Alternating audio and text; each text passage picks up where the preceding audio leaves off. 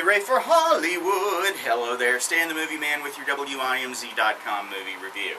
This week, your votes at WIMZ.com sent me to see The World's End, starring Simon Pegg, Nick Frost, Martin Freeman, and more. It is the story of a group of high school buddies who get back together 25 years later and try to finish the pub crawl that they started on their last day of school.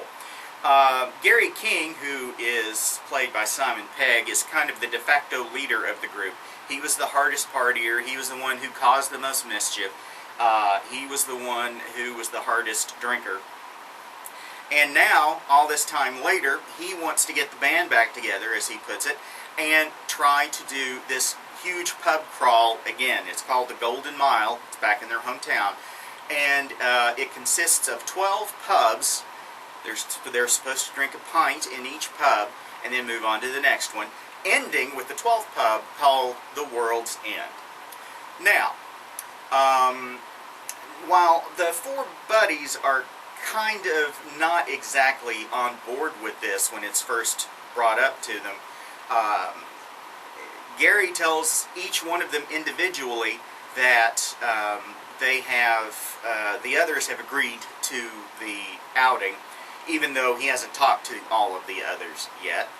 The hardest to convince is his buddy Andy Knightley, played by Nick Frost. There is some very painful memories of them back in their younger days that Andy has. Plus, he doesn't drink anymore, hasn't in 16 years. But he ends up going to the event anyway. And at first, things start off pretty normally. They go to the first pub. It looks very generic, not like they remember it, but they still have their pint, although Andy just has water, which is a bone of contention for Gary. And then they go to the second pub. It looks exactly like the first one on the inside. The only difference is what the people look like inside. Then they move on to another pub where Gary gets in a confrontation with a young boy in the men's room and ends up knocking his head off. I mean, literally off of his shoulders. He's some sort of robot, and he's got this blue stuff that's kind of like blood running through him that squirts everywhere. The rest of that guy's five buddies come in and engage in a fight with the five buddies on the pub crawl, and the guys have no idea what the heck is going on. They don't know how many people have been replaced, and including possibly the cop that stopped them on their way in.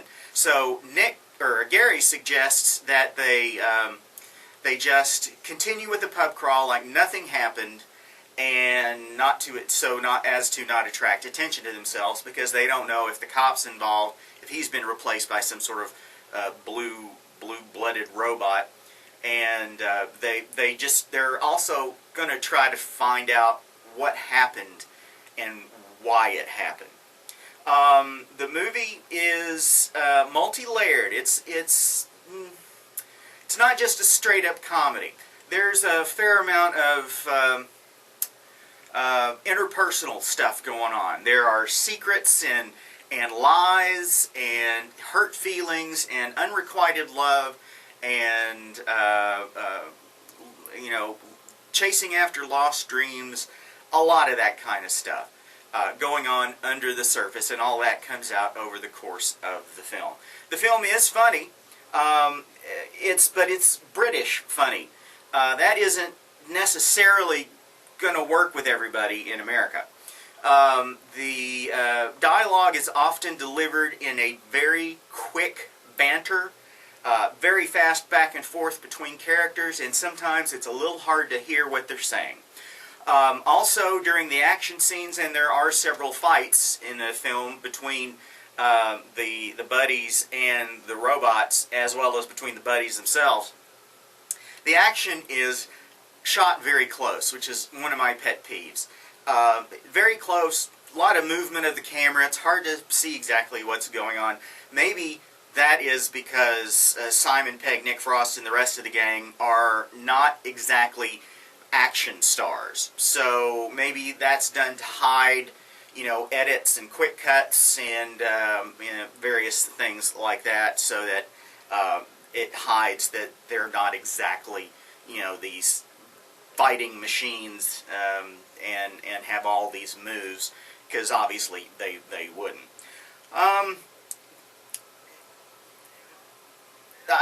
The movie does a pretty good job of balancing out the comedy, the lighter moments, and the more serious interpersonal moments.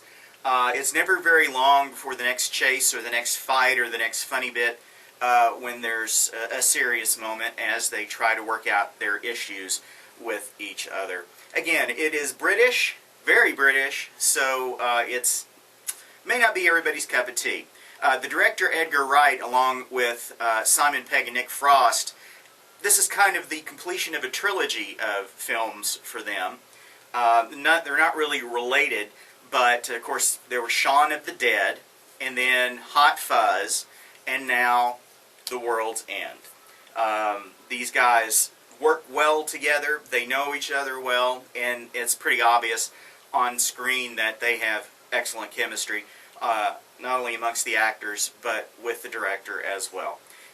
I think it's worth your time. If you like Monty Python, or if you like more modern British comedies, then you're probably going to enjoy The World's End. If you're if you're not into that kind of stuff, probably should let this one pass. I'm giving it 4 guitars.